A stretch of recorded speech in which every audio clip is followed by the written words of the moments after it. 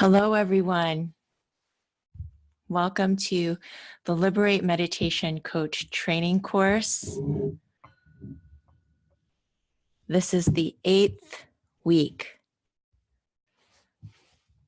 Today we cover guiding healing meditations.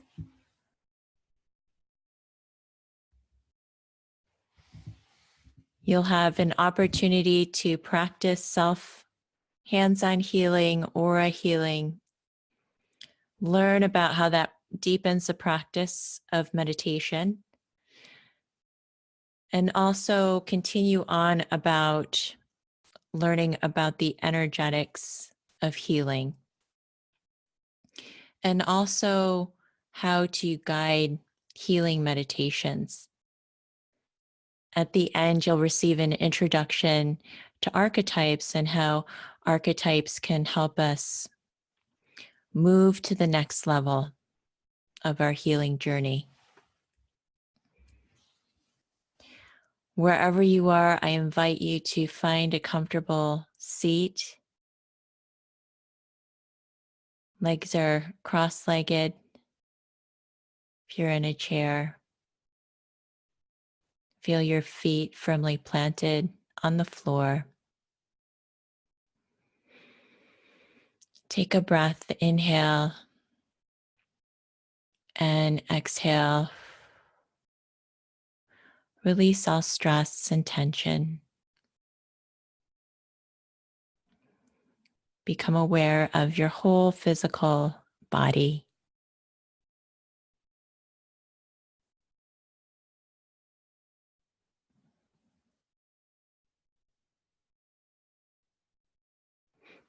Notice where you are now in this moment.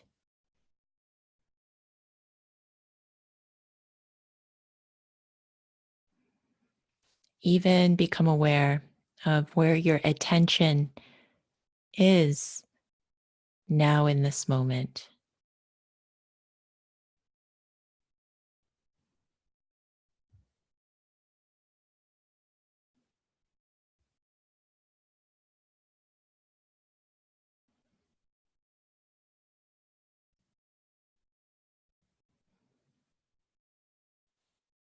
Taking this time to relax your whole physical body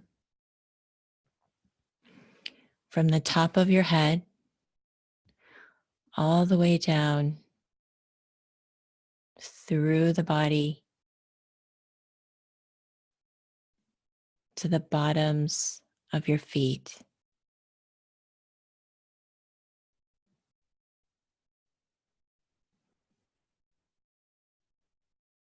The more relaxed you are, the more energy flows through your physical body. What would it take to be completely relaxed so that energy could flow through your body easily and effortlessly?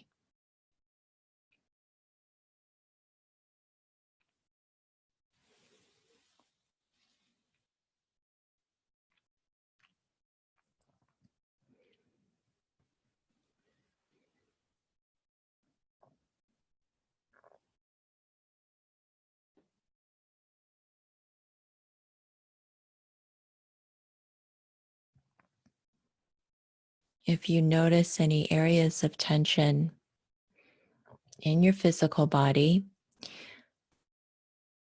draw your attention there and see if you can take a few breaths in and out of that area in your body. And with each breath that you draw in, imagine drawing in more light and space into that part of the body. As you breathe out, envision breathing out any tension or stress.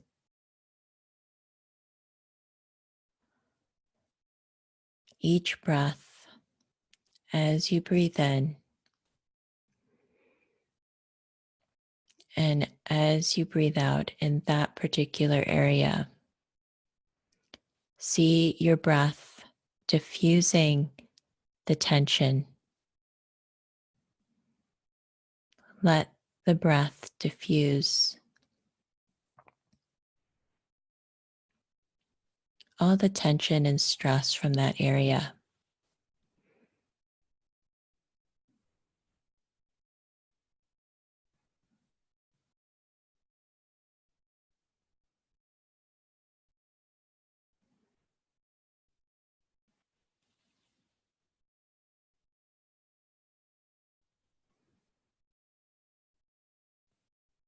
Now see if you can envision the cells of your body in that particular area becoming larger with more space between each of the cells, inviting in that space through your imagination.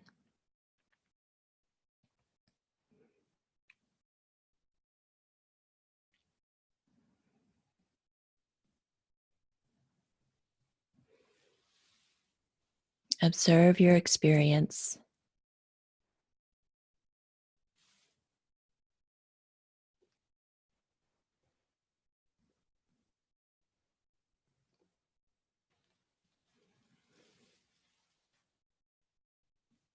And now take time to be aware of your grounding, your connection to the earth. And as you vision your connection to the earth with the roots down towards the core of the earth, envision yourself being supported completely by the earth beneath you, as if you're being held gently, securely, entirely by Mother Earth.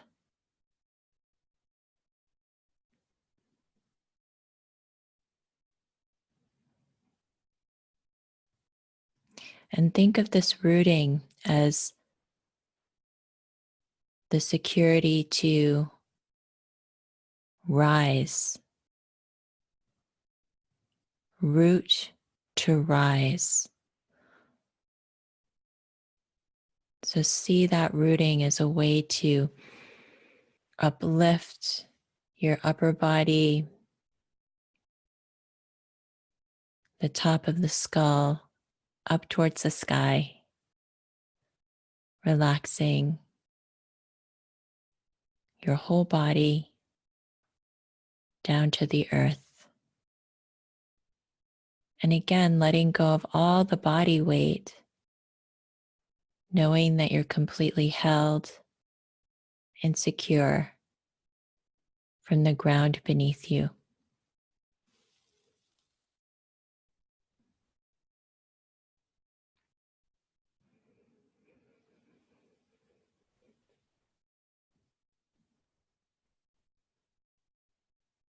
And as you're ready, go ahead and circulate some of the earth's energy into the physical body, up through the feet, through the channels of the legs, through the lower body, and watch the earth's energy, the chi of the earth, move freely,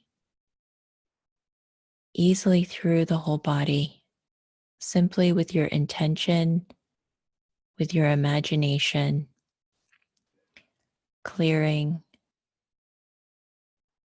connecting with the earth's energy.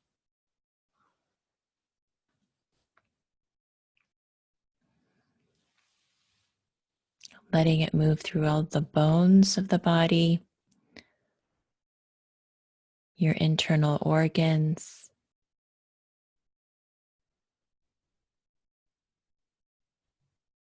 your heart and mind.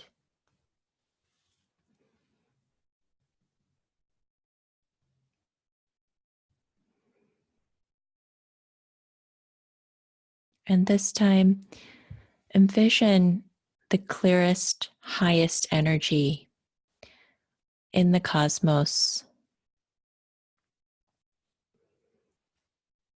It could be out in space, a clear cosmic energy, and invite that energy in as you channel through the Earth's energy. Mix it in with a high, clear cosmic energy, and notice if it creates a shift as you mix the two elements together and move it intentionally through the physical body. You might feel lighter,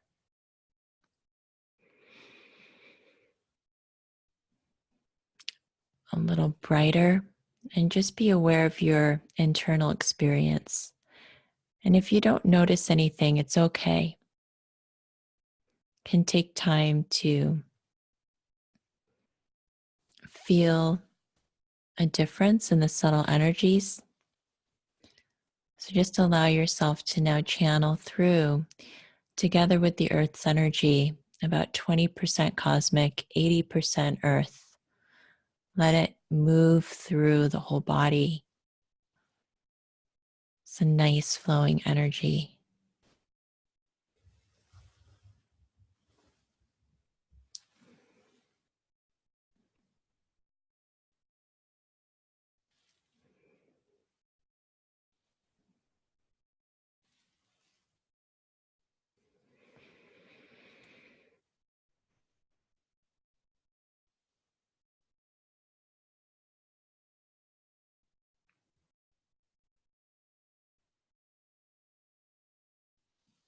And let yourself settle into your center, finding your center of gravity, the center of your body.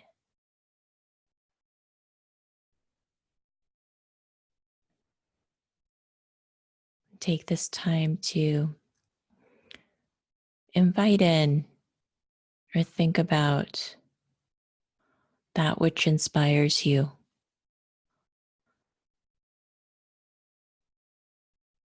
Someone or something that you're grateful for.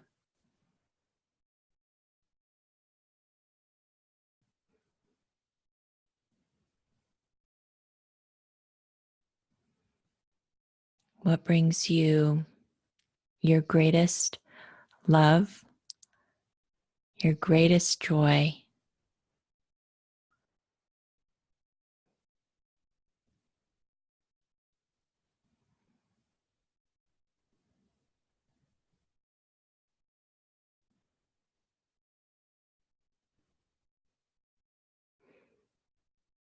Let yourself sit in that space of awareness.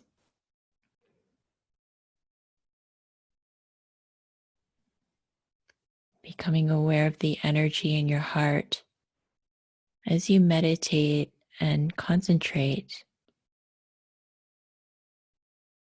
on your inspiration.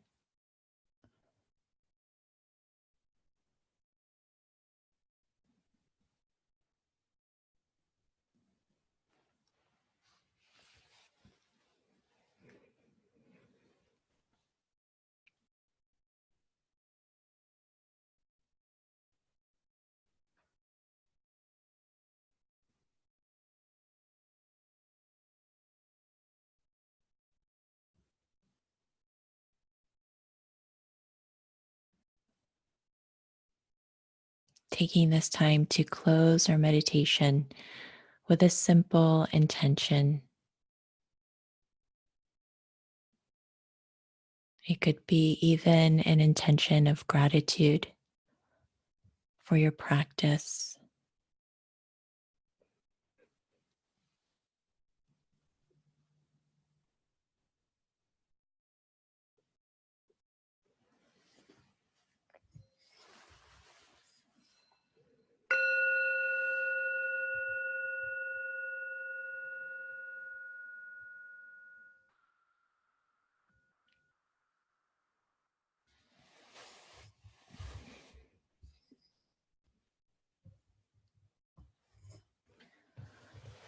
Thank you for practicing that guided meditation with me.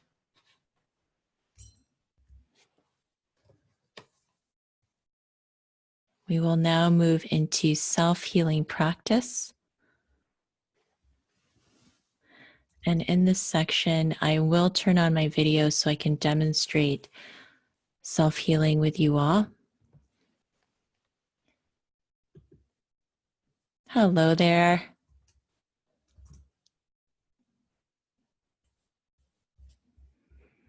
Okay. So as you work with energy, you can start by just rubbing the palms of your hands together and just getting the energy flowing in between your hands. And then you can start to feel the energy between the palms. You can feel a kind of magnetism that's there. And you can move it one way or move it the other way. And this is the subtle healing energy that we're tapping into. And you can even use a finger to point towards the hand. You can even feel the finger moving towards the hand. And then you can take this energy and begin to cultivate it by just taking time to notice and feel around your physical body. So we did the chakra healing last week. And now if you take your hand and you just kind of gently scan it, you can scan it here. You've got the third chakra up here, and just keep moving. Actually, third eye, I meant to say. So you've got the third eye here, and you're just moving down. And as you move your hand, you're noticing if there's any areas that feel a little bit different in terms of quality. As you scan with your hands, you're just scanning and you're feeling through the center line of the body. So here you are just going through the center line of the body, and see if you notice a difference in quality. So I can feel the energy shift here. I can feel a shift here. I can also feel a shift at my solar plexus area, and I'm just noticing it. So I'm not feeling that anything's wrong with that. I'm just noticing the difference in the quality. There's a little bit of a difference in energy shift. And then I'm sweeping through that with the intention of smoothing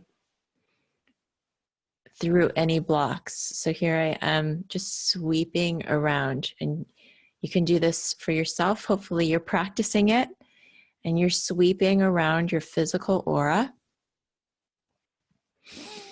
And as you do it, notice if you start to feel a little clearer, a little bit more present, perhaps a little lighter. As we go through our day, we do pick up energy. It's like anything. If you go out with a white outfit throughout your day and you go out several days, you're going to come back and you're going to have some marks on your outfit. It's just natural that we pick up energy. So just feel that. And then what's a wonderful practice is the sweeping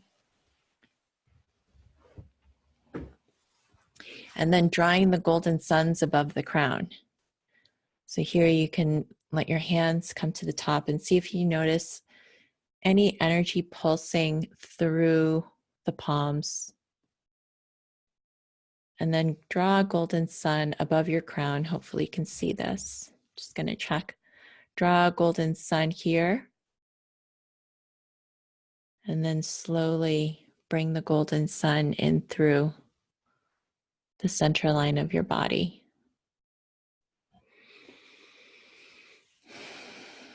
And you can ground the sun all the way down towards the earth. So as you do this for someone else, this feels so good. At the end of an aura healing is to go like this Just imagine holding a golden sun above somebody's crown, calling back all their energy, the intention of calling back their energy.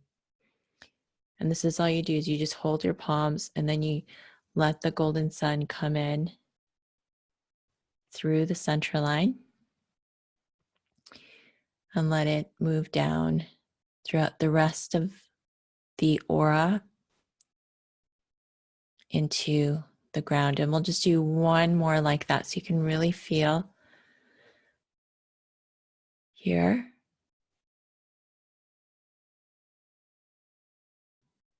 Golden sun, and then draw it in down through the center line.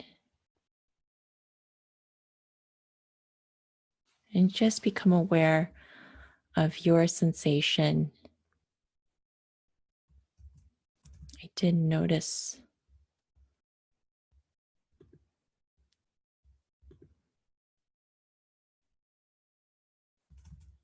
Okay. Hopefully you can see better now. My apologies for that.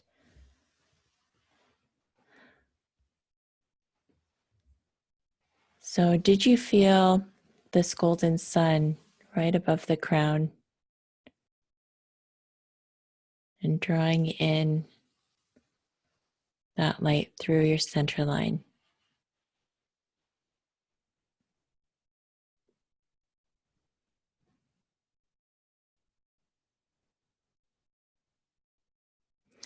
And then go ahead and place your hands anywhere on your body where you feel a little bit of unease or a bit of tension that's there.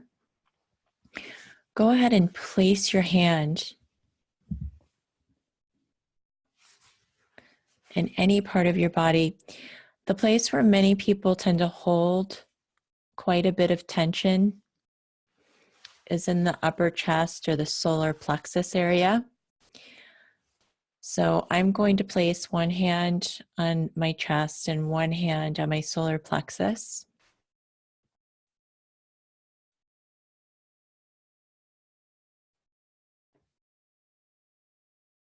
And just sense. So we don't have to make anything happen here.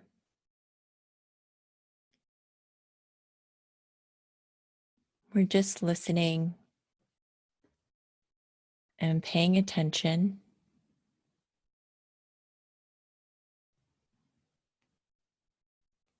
If you like, you can listen to the breath.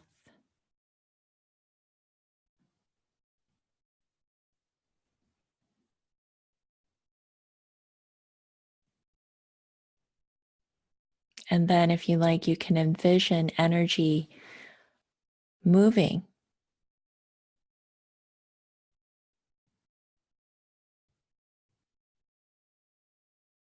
Energy being initiated from the palms of the hands. A warm, loving energy moving into that part of your body. Filling that part of your body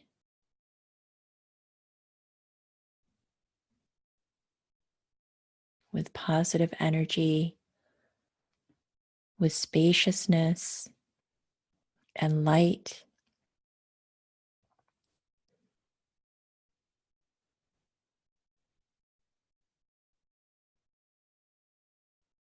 And see if you notice any shifts that are happening.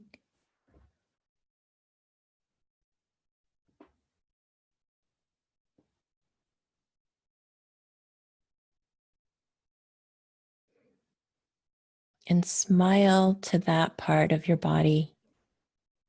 Send a smile. Feel the smile in that part of your body.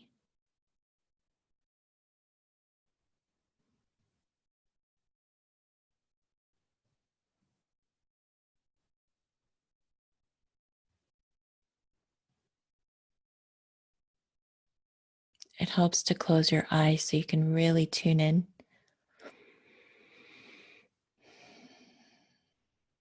And take a breath, and we'll close here for the self-healing practice.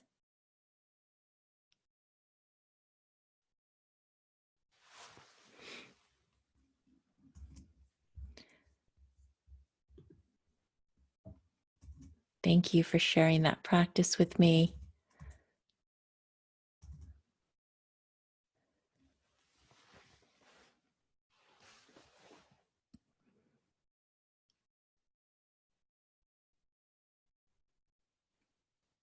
It helps to keep your eyes closed, just to keep sensing.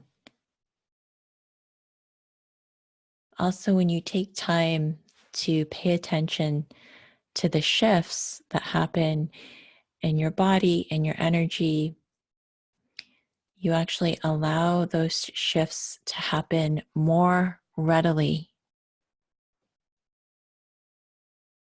just by pausing and paying attention.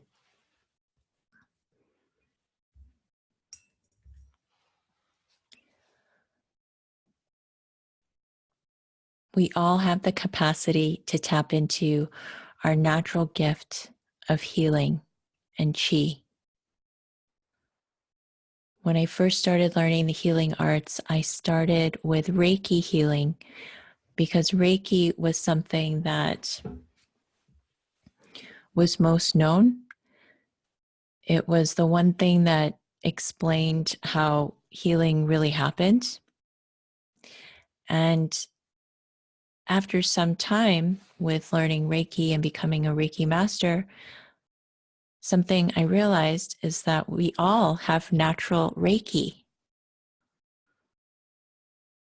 And it's possible to tap into the healing chi with our own personal intention.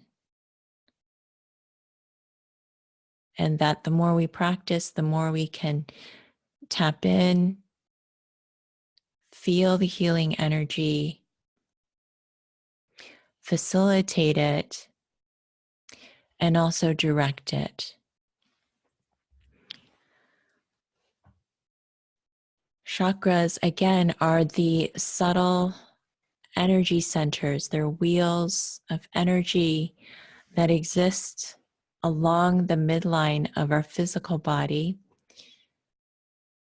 And we're aware of these centers because when one of the centers is unbalanced, it can cause dis-ease or disruption in the physical body. Oftentimes, when we're working with anything that has to do with physical ailments or even ailments that are related to things that are happening in our life, you can often pick up the imbalance through the biofield of an individual, through their aura. So all disease or imbalance will first appear on the subtle level through the aura. And just because a chakra is unbalanced, it doesn't mean it's going to cause dis-ease in the body, but it's something to be aware of because, as we spoke about before, each of these centers represents an aspect of our own consciousness. For example, in the throat chakra, how comfortable do you feel speaking and expressing your truth, your true emotions, and your feelings? And what you'll find is that if someone has an issue with speaking truth, they will have blocks in the throat. They could have neck pain. They could have laryngitis, tension. We're just being aware of where things are showing up. And chakras are very informative. They provide information through energy. The more you work with energy, the more you'll have a sense of these energy centers. And it's perfectly okay if you're not able to sense these centers right now. but it helps to have an awareness of them. And as you can see, they each relate to an aspect of consciousness. As a review, when you are facilitating a healing, whether it's hands-on or distant healing, apply the intention to connect with universal energy using universal chi. Everybody has their own unique energy. And really, your energy feels best in your body. You might be facilitating an energy for someone else. They have a different energy. And that energy of universal energy will probably feel better for their body. So it's important to be aware and honor where people are, their energy, and the kind of energy that they're receiving through the process. You can always invoke your guides, your angels, whatever inspires you spiritually to help you connect in deeply to yourself and to service to the other person and the session. And I would say the very simple, if there was a rule to healing, because I don't think there are any real rules, but to stay centered and grounded, present in your own physical body. Because we're working in the healing arts, there is a tendency for people that work in the soft arts, the yin arts, to want to leave the body or to move spatially outward. And it really does help in terms of orientation and energy boundaries and protection to be in your own physical body. And you'll notice a difference as well when you're working with someone. The quality of your own presence, the quality of your own sense of grounding connection, how much that will add to the flow of your session, the efficacy of your session with another person.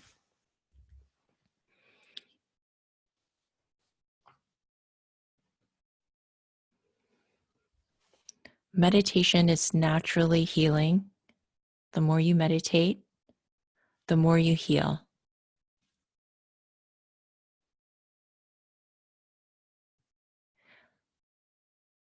The other part of that is that the more you meditate and work on yourself,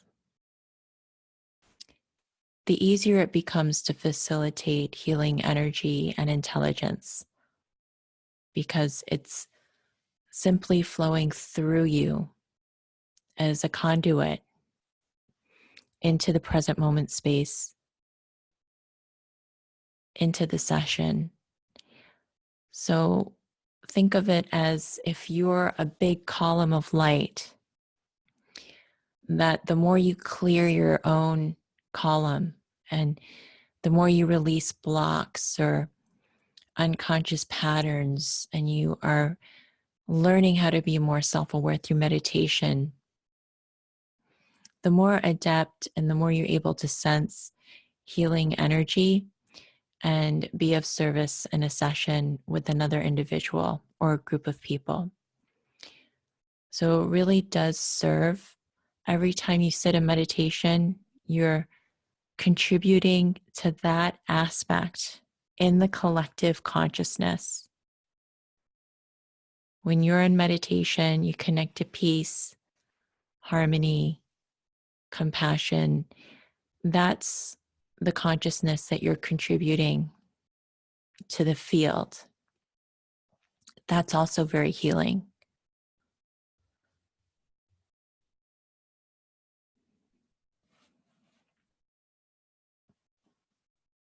So the more and more people meditate, they're adding to the collective consciousness that we share. And another thing to note is that if you are meditating and you are working with your techniques or your approach, if, for example, you're in concentration and through the concentration practice, you begin to enter a genuinely deep state of meditation where you are going beyond the mind. You're going into deep stillness. You can let go of the technique. You can let go of the steps to your meditation practice and let yourself go deep into that space. Explore it,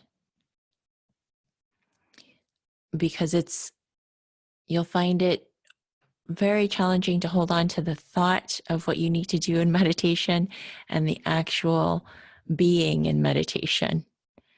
And when you're being in meditation, the thoughts, the words, the speech, all of those things, there isn't as much necessity for that.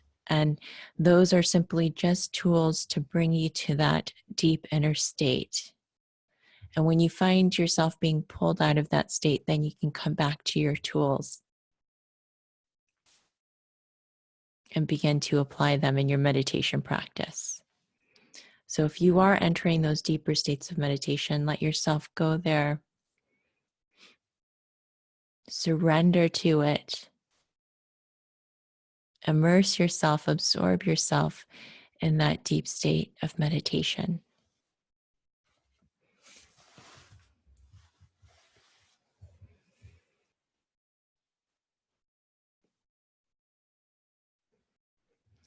Distance healing. When I first started with healing, I began with hands-on healing with Reiki. I also learned other forms of healing, such as biodynamic craniosacral work. And then I learned about aura healing, and I found that there was a difference in quality between hands-on healing, hands-off healing, such as the aura healing. And then through continued practice, I started noticing that I could offer healings that were just as effective by not doing anything, perhaps just sitting, or only in meditation, or through guided meditation practice.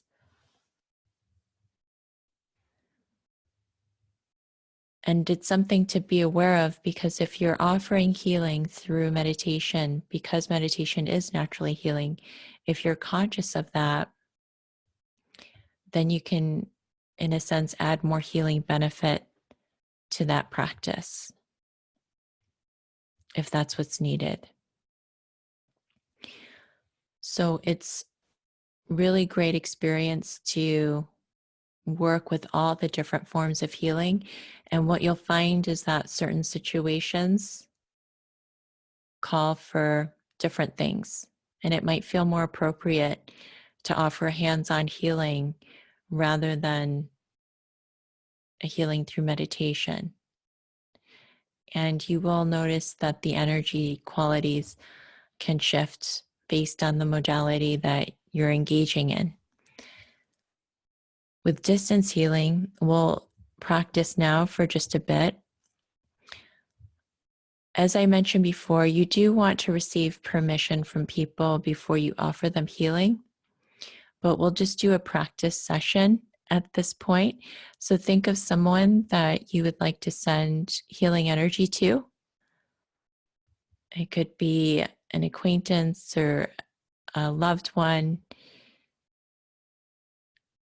It helps to pick someone more neutral, just so you can get a sense of what that's like for you as a practitioner. And you can just envision that person, if you think of their name, who they are. So just decide and pick someone, and then see if you can put them in a little bubble out in front of you. Maybe a foot out in front of you.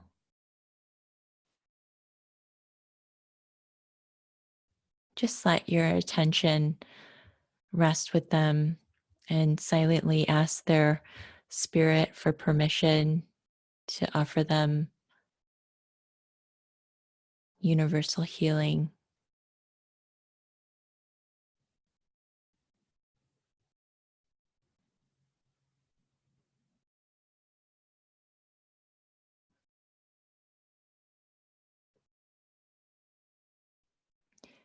And it simply starts with intention, the intention to send healing, universal energy.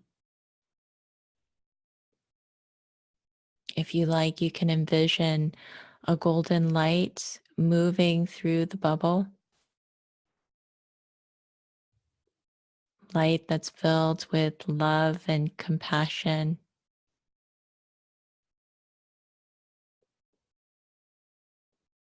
with blessings.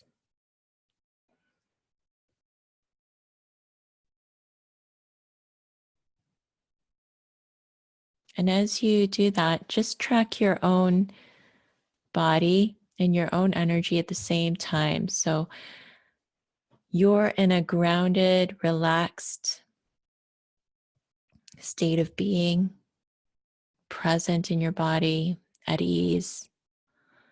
The more at ease and relaxed you are, the more the energy can flow.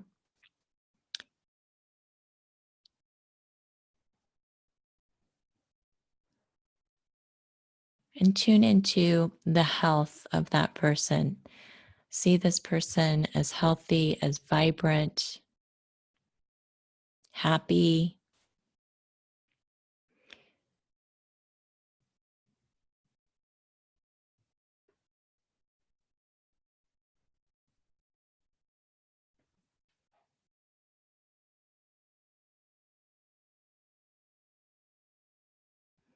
With peace in your being, sending positive intention,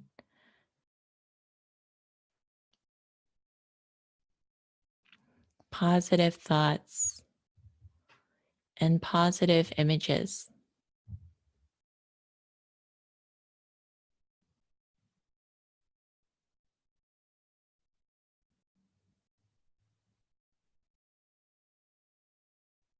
If you know that this person's going through a tough time, you might even intend or say that you can see them working through it,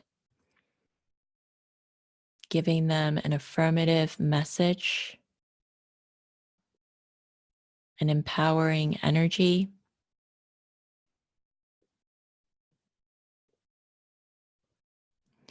And you can oftentimes internally sense when the healing feels complete. And the healing will feel complete when you don't feel any more energy that's moving anymore. Or if it starts to feel empty, or if it's hard to envision it anymore, usually it's complete. And you'll have a sense of that if you offer distant healing for people. And this is a practice that comes with time as well. You might at first feel you're not sure if it's working, you're not sure if you're doing it right or good enough or anything like that. And there really is no such thing. It's healing intention. So if you have that intention, it's happening. But the degree to which you feel it and you feel aware of it, or the other person feels aware of it, that comes with time. And it's trusting in the process. And again, the more you meditate, the more you are coming in tune with the subtle energy.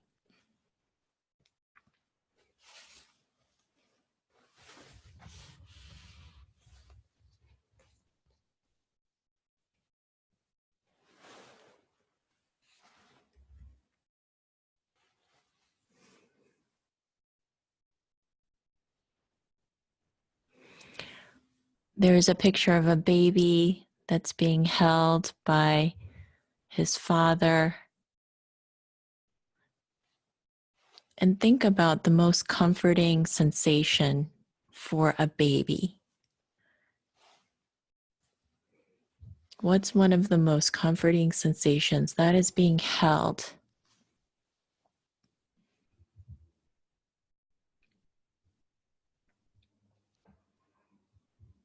That feeling of being deeply held, secure, contained.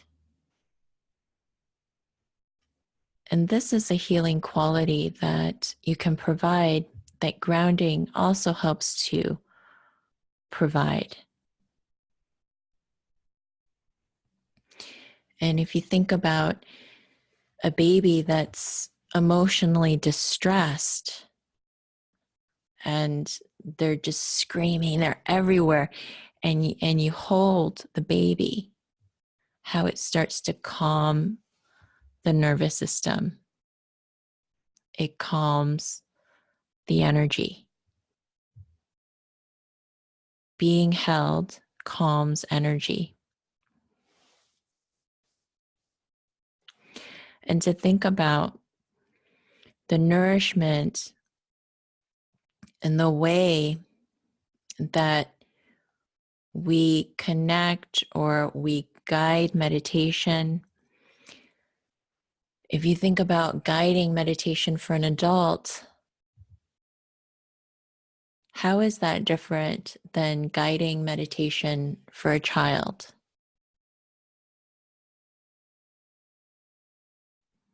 How do you speak? I'm shifting my voice. How do you speak when you speak to a child? Your voice is softer, it's sweeter, it's kinder. And to think about that, bringing that in even to healing guided meditations, if you want to even take it to deeper levels for people, what if you spoke a meditation to a 4-year-old? How would that sound if you want to create a level of nourishment, of nurturing for someone? And it's not that you're speaking to a child, it's the energy that you're engaging in your voice, in your presence. Because people are going through meditation, they're journeying to their inner child. They're going to that very sensitive, sweet, tender place inside themselves. And it's that feeling of security, of being held, of being contained, that allows them to go to those softer, more tender places. So consider that, because oftentimes when we think about leading, we think about the strength and the power and the confidence, and it's good to have those qualities. And then to also have the quality of creating an environment for people to feel safe to grow,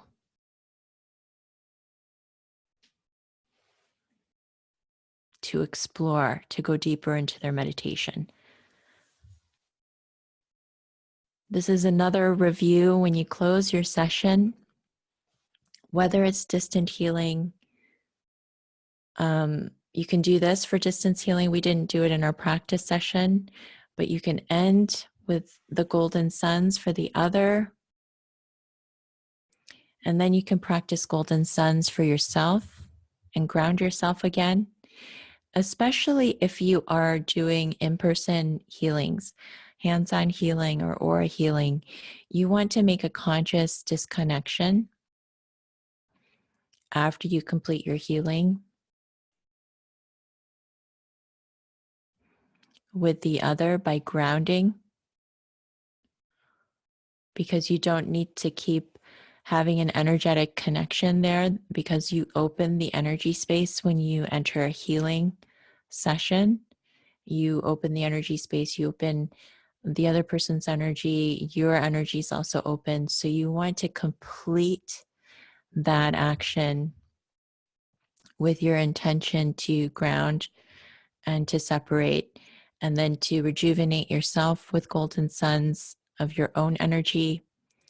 And then it really helps to anchor the session with prayer or a positive intention for the other.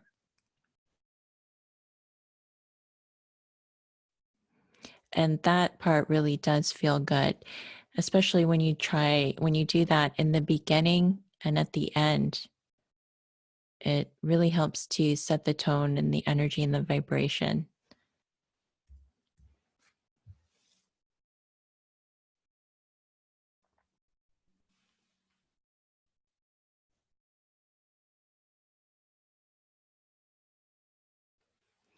Let yourself be guided through sessions with people.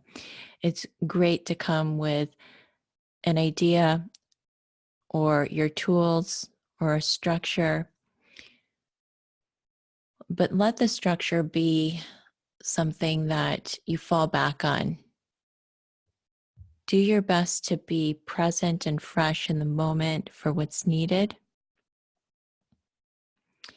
And when you enter the space, you'll begin to know what you need to do. And trust that, because it becomes a moment by moment guided experience. It starts to really open the space. It becomes a more connected flow that begins to happen. And through that, there is a surrender that you begin to experience as a practitioner or as a healer, as a coach. And that's when it really starts to become sweet and effective. Allow yourself to really trust and listen to your intuition, because the more you meditate, the more that will help you cultivate your intuitive knowing. And that's the place that you can allow yourself to be led from, is your intuitive knowing.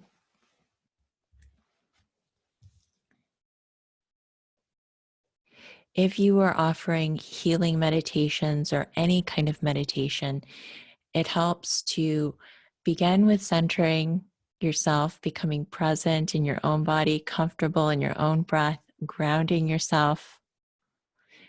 When you start the meditation, you can begin by introducing yourself, who you are. Keep it very brief, especially if people are there for meditation. Keep an intro brief. You can start with a general structure of what you're going to offer and talk about the purpose, perhaps, of the meditation, if there is one, a purpose and intention. Let them know what techniques they're going to experience and the benefits of those techniques. That really helps them connect the process, because people generally do like to know what they're going to experience before they just go head in. So especially if you're working with a more beginner crowd, it helps to start with a little bit of structure and to keep that beginning portion pretty brief if people are there for meditation. Because once you start to go into a lot of explanation, a lot of the mind, it kind of takes away from the meditative space. And personally, what I like to do is start with more meditation, and then in a meditative state, begin to share the meditation tools and techniques, the purpose and the benefits.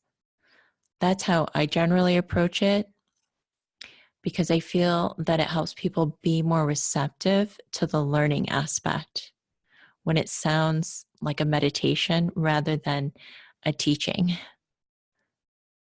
a direct, talking or explanation. And then as you begin to guide your meditation, what can help most is just speaking slowly, taking your time, speaking from your heart center, from your most authentic place. That engages people in meditation.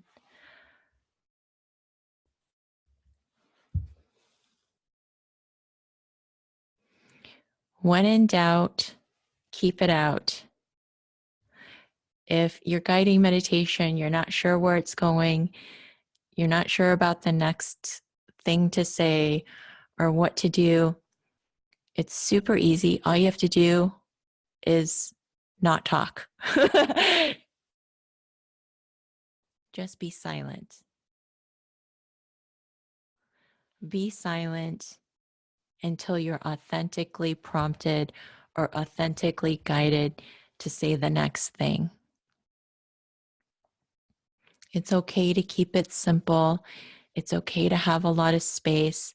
It's better that you don't just fill the space with words to fill the space with words. Let it be a quiet space until you know what to say next,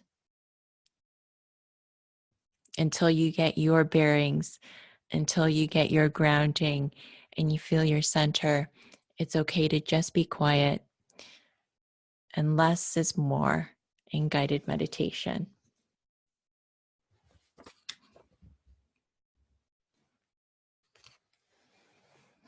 Relaxation helps to let the chi flow through the whole body. And if you find that you're working with people that are complete beginners to meditation, and they're agitated and they feel frustrated and anxious when they meditate, start them out with relaxation. Relaxation is the gateway to meditation. It's a different practice than meditation, but it's a gateway. It's, for example, if there was an Olympic athlete that was training for long distance running, it would help if the athlete learned how to stretch and run shorter periods of time and started to prepare for a long distance race. And that's what relaxation's like. It's the preparation. And to not be afraid to suggest just this for people before they start a meditation practice. Because if you start people too quickly, or if it's too rigorous or too cumbersome for them, they will block or resist greatly the practice of meditation. It's nice to ease them into it. And the practices that you can share with people that are complete beginners are body scan, visualization, and counting the breaths. Whether it's counting the actual breaths from 10 to 1, or counting the length of the breath. Inhaling 1, 2, 3, pause. Exhaling 4, 3, 2, 1, pause. So very directed, clear instructions for beginners. Start them with relaxation. Once they feel comfortable with relaxation, then you can introduce meditation. And some of these practices that you give them will be a natural bridge to meditation. So if you teach them to count their breaths, they can now bring that into their sitting meditation practice.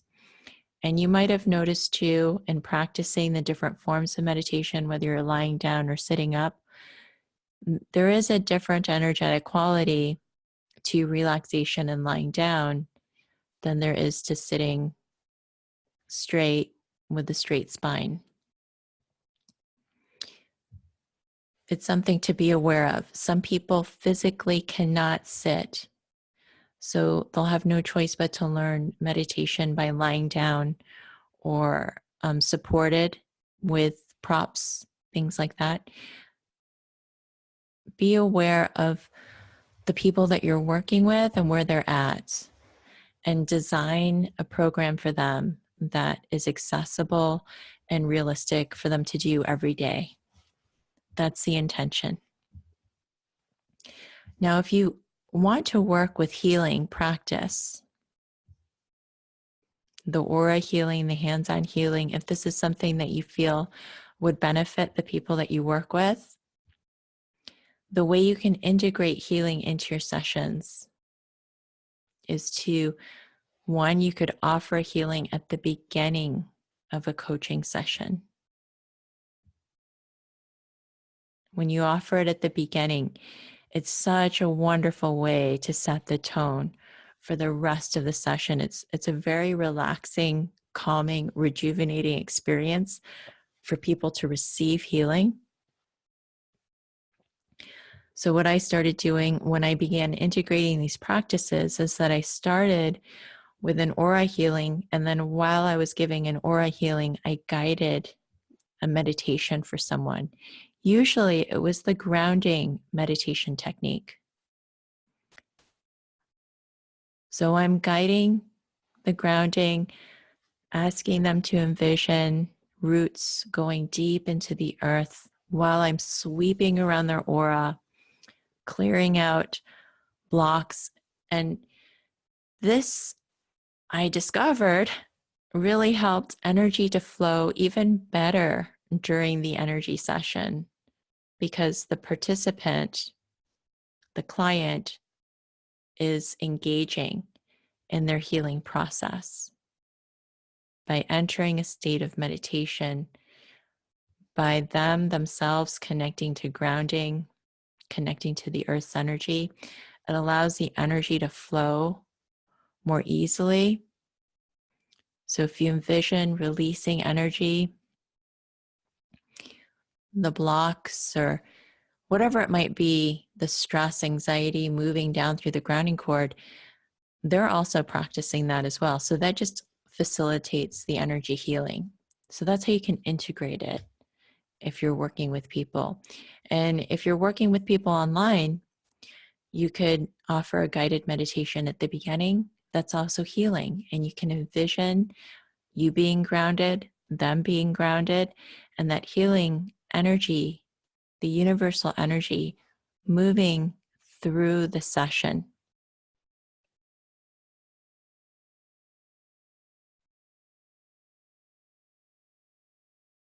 So envisioning the healing energy moving, working its way for the other person, also for you, because when you engage in healing, you also receive the healing benefit. And thirdly, you can offer somatic experiencing. I won't be going into this topic deeply, but I'll explain this topic, this technique that was developed by Peter Levine. He specializes in helping people heal from PTSD, post-traumatic stress disorder. And this is an experience of having people connect to their own felt sensations. If someone is experiencing extreme stress, extreme trauma, as a facilitator, asking them where they feel that stress. What does it feel like? What's happening? Getting them in touch with the felt sense in that part of their body. And this is what you're also facilitating as a coach, is you're getting people in touch, increasing the awareness of your client's emotions, feelings, sensations, thoughts. You're bringing the attention to those experiences as a coach. You're holding up a mirror and you're feeding back the energy, dialoguing the energy of what's happening in your body. Where do you feel it? What does it feel like? It feels like pins and needles. It feels like a jagged ball of energy moving in many different directions. Get them speaking about it, expressing about what they're experiencing, and that is healing in itself. And you'll receive a handout about somatic experiencing as well.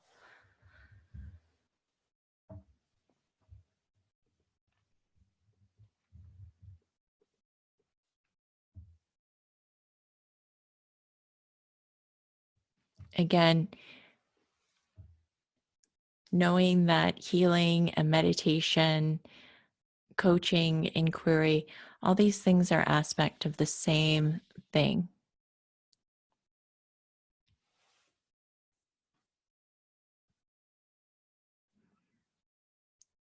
They are opportunities to grow in self-awareness, to come to resolution, to return to balance.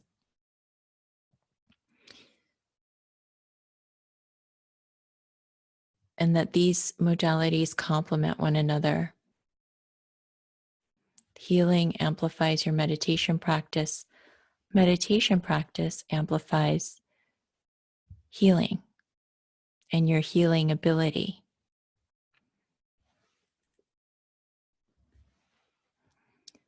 When people are going through profound healing experience, their own journey, they're going to go through growth, which isn't always comfortable, even when it's good. They might all of a sudden have a lot of opportunities coming to them, new doors, new relationships, new things that are coming into their space. And that can cause people stress, actually, when there's a lot of synchronicities and flow that's happening at the same time. Oftentimes there's a sense of upheaval, or there's completion in old relationships, old connections, old jobs or agreements, contracts that will go away. And that can also cause stress and loss and grief. The way I would describe this period is a period of a lot of movement of energy in someone's life. And that can feel chaotic. It can feel disorienting. It can feel like the ground is moving beneath you, shaking, moving beneath you, and you're trying to hold on to some sense of old something to identify with, to help you move to the next step. And this is where a meditation coach is so helpful, is that you're going to know that these things happen as someone's going through their process, and that you can help create a container for them to grow, a space to help them process, a space to help them integrate and really ground, bring through their understandings, their insights, their revelations. It's the subtle things in the back of their mind. That's what you're tapping into, helping them bring that through for them. That's the inner guidance part. So as a coach, you are helping people navigate through their own process, their own discovery, helping them surf the discomfort that can come with growth, with change, with flow. And this is why it's key to have a meditation coach. And this is why I also think that mindfulness and meditation will be such a big part of future coaching healthcare systems, is that it works on the inner levels. You know, it will no longer be about somebody else healing another person, but people understanding more and more that you heal yourself. And that's what we do as healers. We're not healing anybody, but we're providing the space where people can get in touch and heal themselves.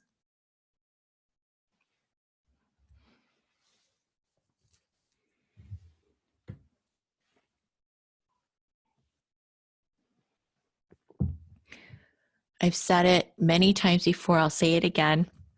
Grounding is healing. It's an important skill. And because this is an ancient practice, it's been used across many different modalities. The reason why grounding is also important is that it helps you develop clear sight. It helps you to become more intuitive. It helps you read energy more clearly when you're grounded. If you think about being out in the day and you're mixing with a lot of different people, perhaps you went shopping at the mall and you come back and you feel a little bit discombobulated, kind of exhausted, you can't quite see straight. That's because, there's a lot of energies that are mixing in your field. And once you clear out energies, once you get connected to the earth energy, connect to clear energy, cosmic energy, it becomes easier to see more clearly. And it happens with practice and time. And not only is it nourishing, not only does it protect your energy, help you feel centered and present in your own body, but you can use intuition to help the people that you work with, whether it's guiding meditation, asking the right coaching questions, moving to the next part of your session together. You're letting intuition be the guide. I'd like to tell you a story that exemplifies the importance of clear sight. This is a story of the rope and the snake, and it's from the Vedantas.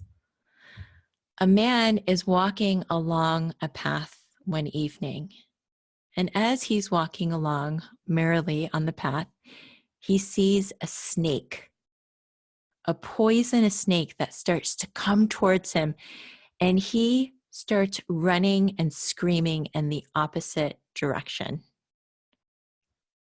He runs all the way back home. The next morning, he's walking along the same path, and there, where he saw the snake the night before, he finds a coiled rope sitting there on the ground. That's when he realizes that when he was in the dark, he mistook the coiled rope as a snake. And it strikes him that in the dark, it's hard to see things as they truly are. It's hard to see reality as it truly is. And it's in the light of day that we're able to see more clearly. So whether that darkness are illusions or ignorance or biases, it's important to be aware of what clouds our vision, what makes us react with fear and judgment, and what can help us see more clearly.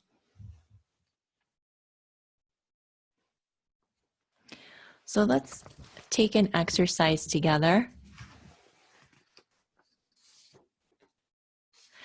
And in this exercise,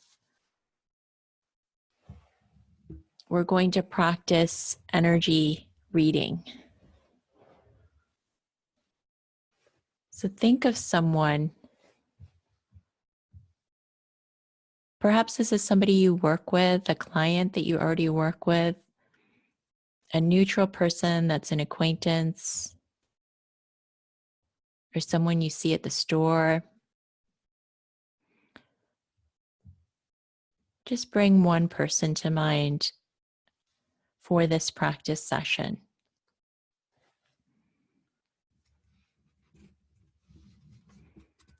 And as you bring this person to mind, if they were a flower,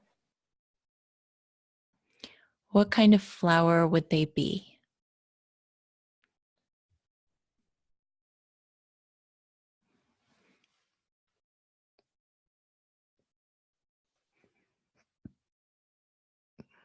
What does the flower look like?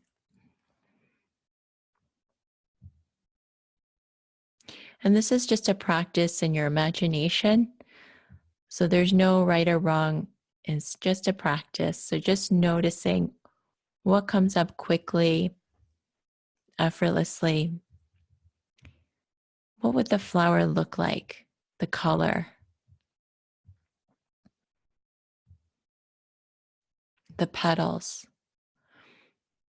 Are the petals open or are they closed?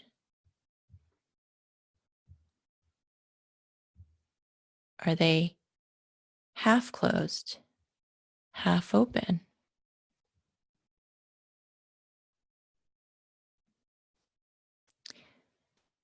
Is the flower grounded to the earth, or is the stem cut off?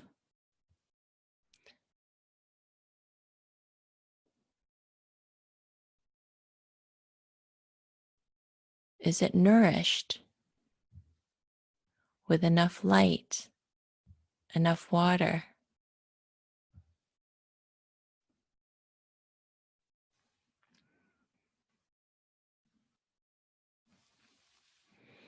So just use your imagination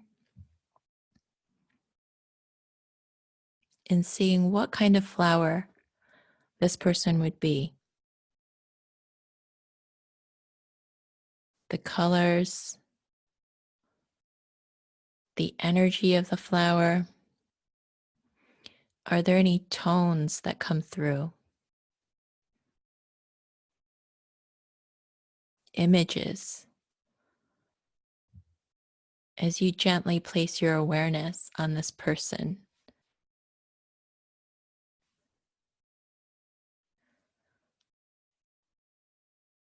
what about metaphors? Are they raging like a river? Still as a mountaintop? Free as a bird? Just notice what metaphors might come.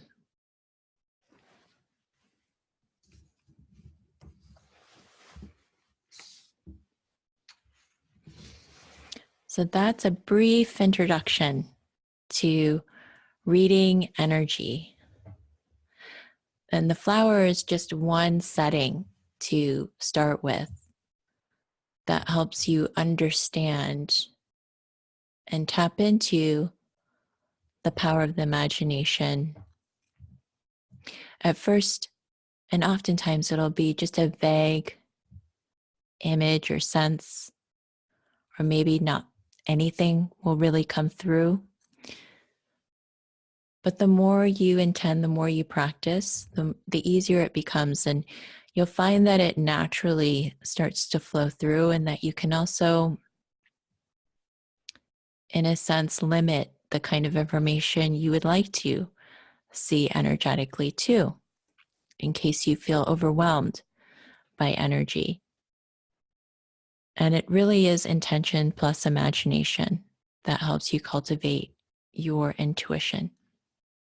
So play with your imagination, let it roam free. It works best with symbols, with images, colors. Sometimes intuition comes through sound, it comes through feel, it comes through smell, can come through taste, through the senses. And you're just going with the first thing that comes up. Doesn't always have to be right, but you're just going with it and letting yourself explore.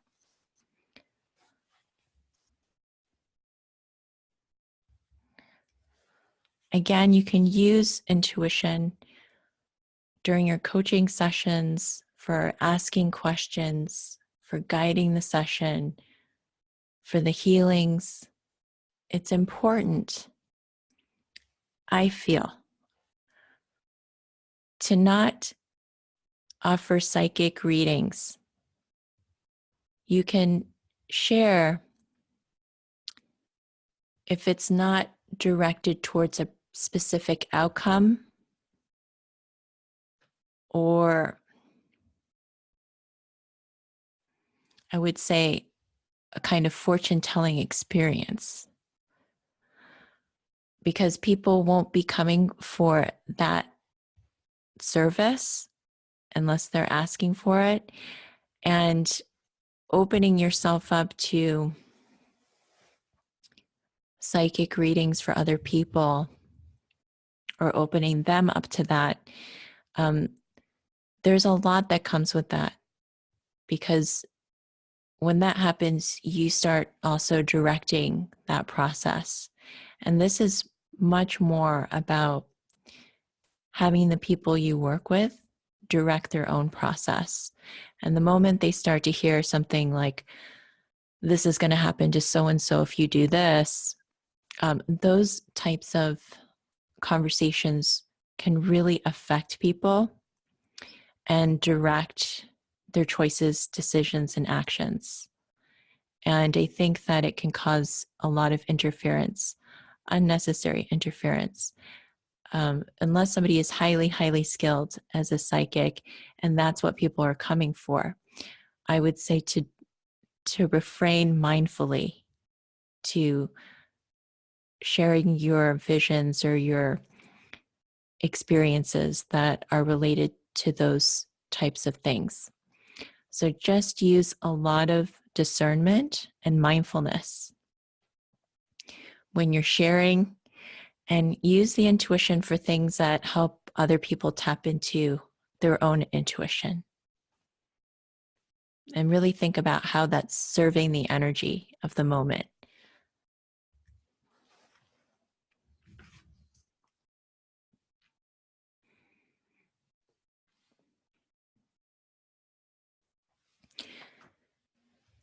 In coaching and healing, it really is about cultivating balance. And if you practice consistently every day and you tap into balance within yourself energetically,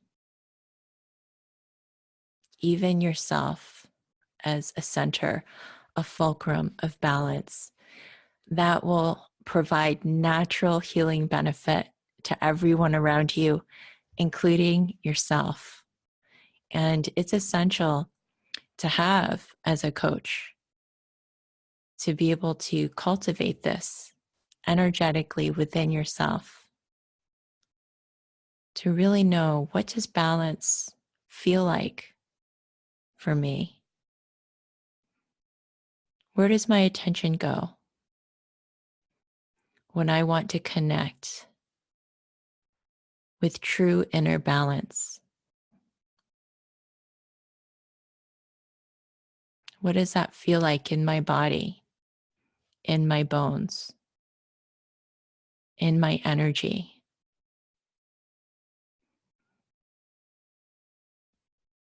Let yourself go there. Surrender to it.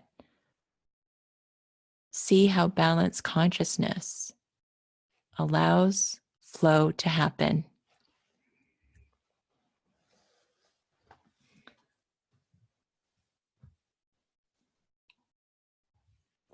When you're not balanced, this is what can happen: imbalance. I'll let you read some of these things. If you're a practitioner that's merging and overpowering, and you insist, I can heal you, I know the answers that are best for you, then you can shut down the people that you work with energetically. And these aren't even words that are to be said. These are feelings. This happens in the subtle realm with our intentions, with our agendas, with working with other people. When you're a practitioner and you need to heal people, then your client might feel obligated to be responsible for your feelings. The session might start becoming subtly about you and what pleases you as a coach. I remember speaking to a client once, and she said, well, I feel like I have to tell you the answer that is like telling a parent what makes a parent happy. And I remember this comment, that everything that comes from them genuinely comes from them. And there's no expectation on the part of you as a coach or a healer to hold a standard for them, to have expectations, and that coming in neutral, balanced, centered, grounded is instrumental to being of true service to your clients. And then also, if you're not present during the session, the other person can really feel that if you're not truly listening. And what I feel is true, deep listening without attachment, without expectation, is listening that creates natural alchemy. Listening that creates natural alchemy. That's when you're in a state of not thinking what you're going to say next, what coaching question you have, how you're going to guide the next thing, but that you're completely present to the other person. And you can listen to the other person in such a way that they can hear themselves clearly, with love, with compassion. And through that experience of being deeply listened to, truly listened to, they naturally begin to experience the healing benefit. And as you can see, if you are centered and grounded, you trust your own process, you trust what's happening within you, you're creating that safe, contained space for someone else to feel completely free to explore and be in their own process.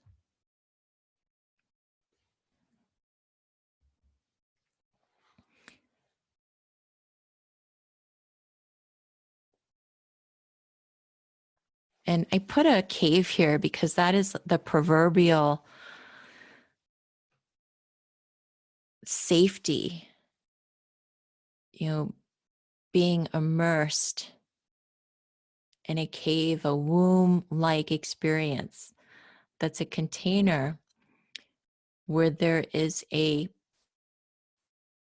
kind of structure for new growth to happen. If you think about an egg or a womb, there's this nice juicy space to be in.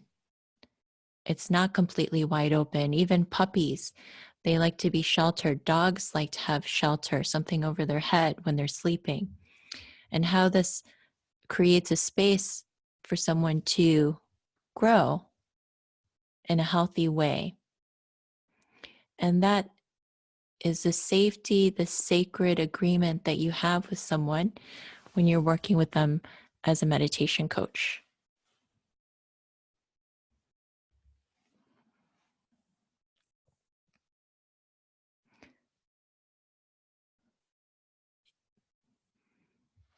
You've seen these words so many times now, but I'll always affirm them because this is what it's about when you're entering these spaces for meditation, for healing, being centered, balanced, and present.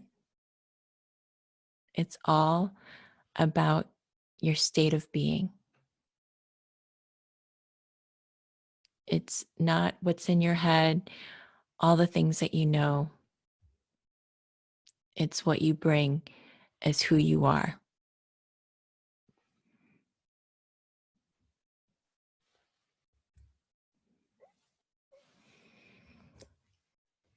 You can intentionally practice states of being during your sessions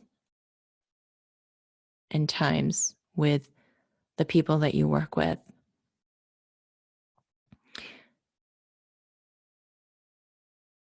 If you want someone to feel loved, be love. Be love. You don't have to tell them, I love you, you're loved, the universe loves you. Be love. And the other person will feel it. Of course, you can tell them affirming things, but being those states is highly effective and palpable in a session that people have with you. If they feel loving intention, they'll receive that. If you would like to experience compassion, if you want the other person to feel truly heard, truly seen, practice being in a compassionate place within yourself. And I really do think that compassion's one of the highest states of being that you can tap into, because it truly widens the scope of what you can access, what you can see, what you can tap into.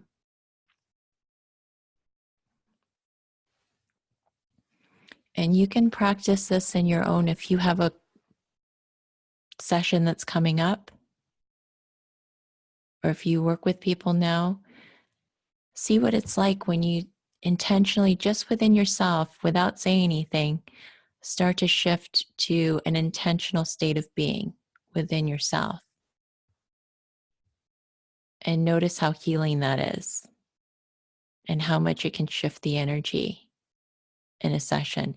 And this is something to really be aware of if you're in a session with someone and it feels like it's not really going anywhere. If it's really murky and it's going back and forth, or it's going in circles, it helps to just put an intention there and to connect back to yourself and connect to a state of being within yourself. And then see if it actually helps with the flow and the direction of a session. Metta meditation is loving kindness meditation. This is personally one of my favorite meditation practices. I think it is incredibly transformative and healing and powerful. It is a meditation. Metta means loving kindness and compassion.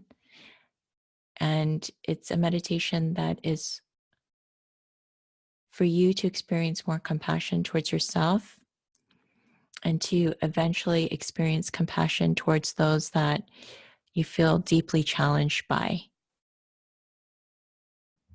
And it has a series of phrases, and these phrases vary from different meditation metta practices, but here's an example phrase. May all beings be safe. May all beings be peaceful. May all beings be free.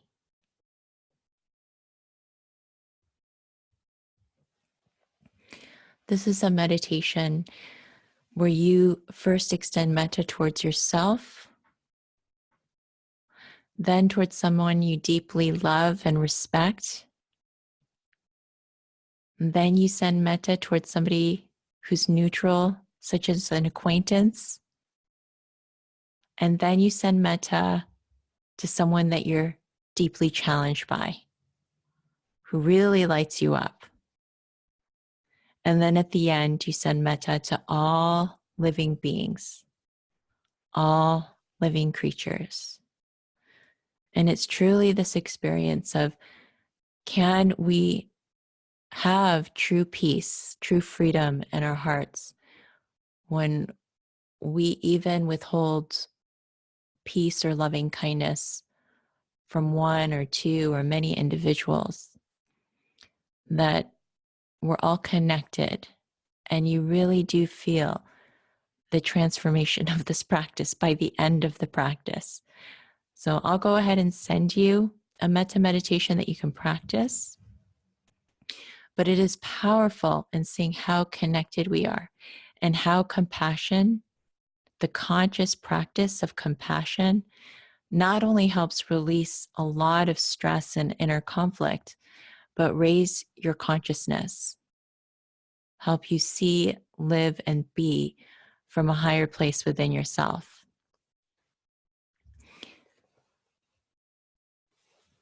So it really is about healing intention and presence at the end of the day.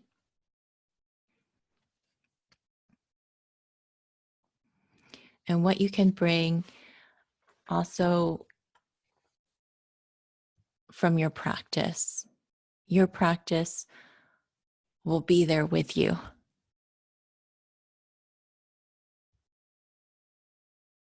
Even though it seems you're practicing on your own 30 minutes a day, that practice comes with you. It becomes part of you. And that's what helps to transmit the healing energy through meditation or through your sessions. It does come from your own practice as well.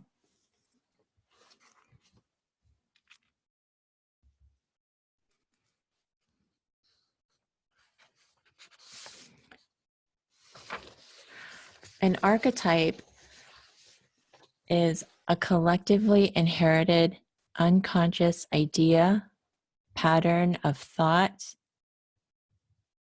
image universally present in individual psyches. So an archetype is a representation of a prototype. Here we see Mother Mary. She represents the mother, the divine mother, motherly love. And in her lap is baby Jesus. He represents forgiveness. He represents peace and love. He also represents a savior. He represents martyrship, self-sacrifice. And this is how we can come to know archetypes, is by the roles that people engage in,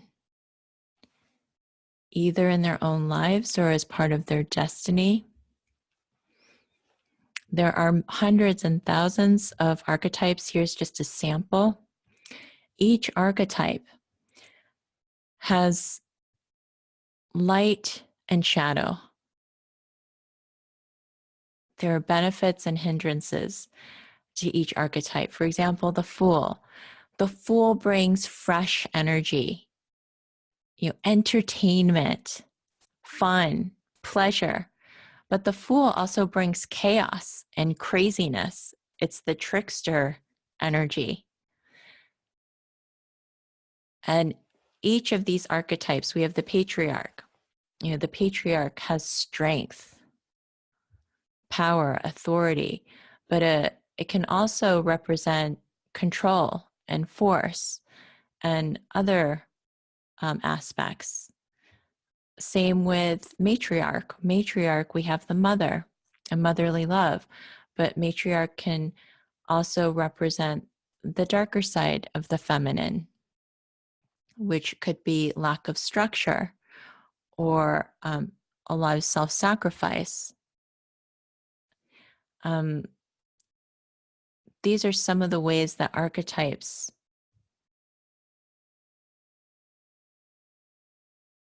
can help us discover more of our gifts and what prototypes or energies that we may need to embody to go to the next step in our journey to grow and expand and realize more of our potential. There is the wounded healer archetype or the healer archetype. And a healer archetype is someone that is helpful. People come to this archetype. They come and tell you their problems.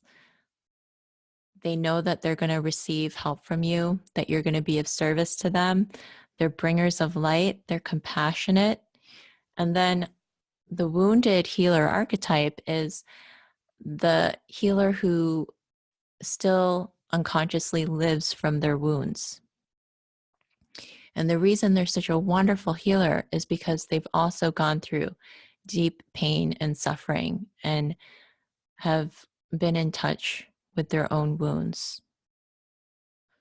But they may still unconsciously act out of their wounds. For example, they may feel the incessant need to constantly heal, fix, solve other people's problems.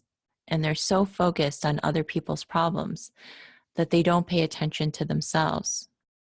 And it's almost a way for them to avoid looking at themselves because they always want to be in the position of superiority. I'm the healer. I can help you. I can fix you. I can make you better. And they're insisting that their way of healing and pushing their way of healing is what's really needed. And that's an aspect of a darker quality, a shadow quality of the healer archetype, the wounded healer archetype. It's something to be aware of.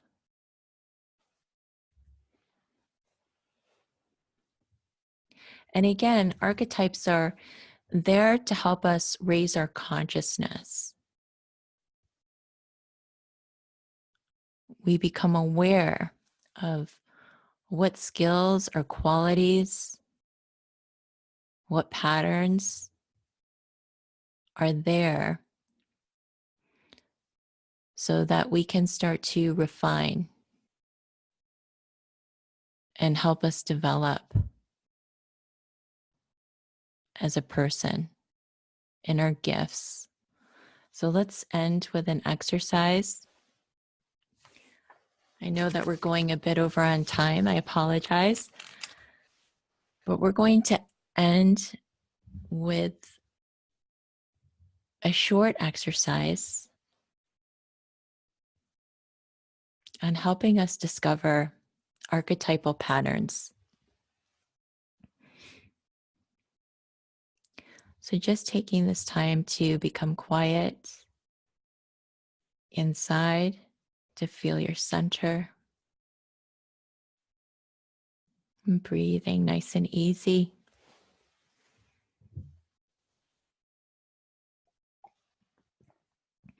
What have you been noticing lately?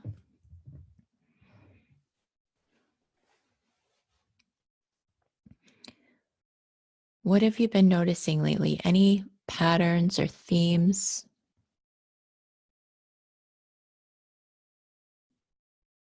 Have been emerging for you?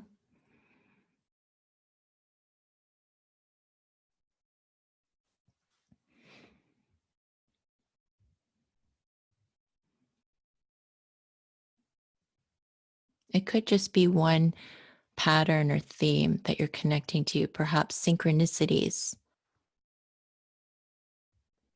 that have happened.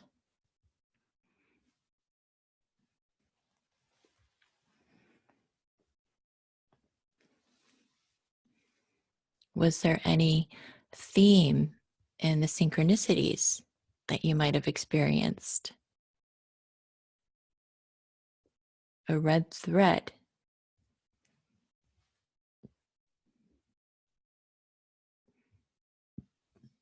Just being curious, and if nothing arises for you now, it's perfectly okay.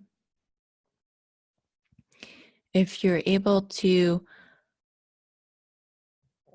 relate any of those patterns or themes to an emerging archetype, what would it be?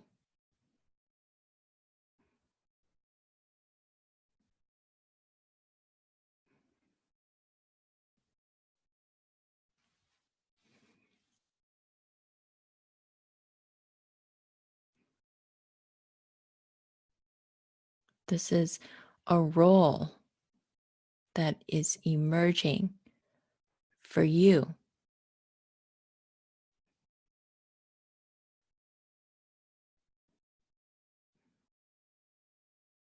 A kind of role.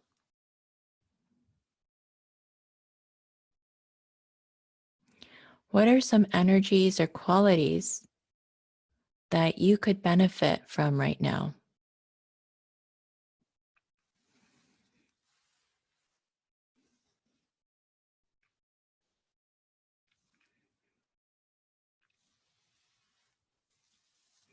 You can feel free to write this down in your journal too.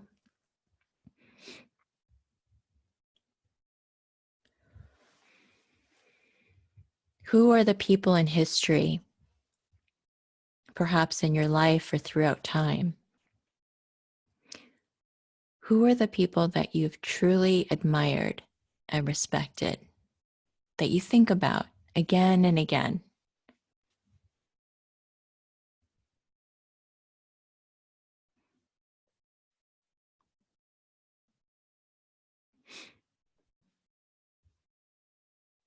What are the qualities that you admire about him or her? The specific qualities. What is it about them that deeply inspires you?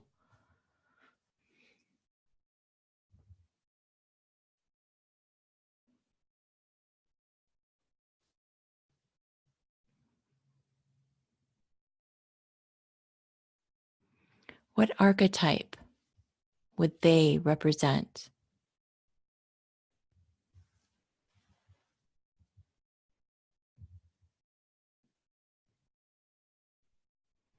Are they an artist, a leader?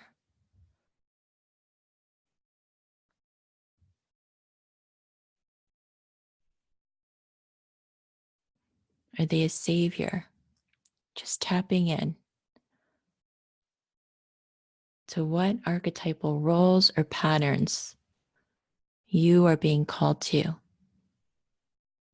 that you're being called to embody, to receive, to grow to your next level, to be the highest version of yourself at this time.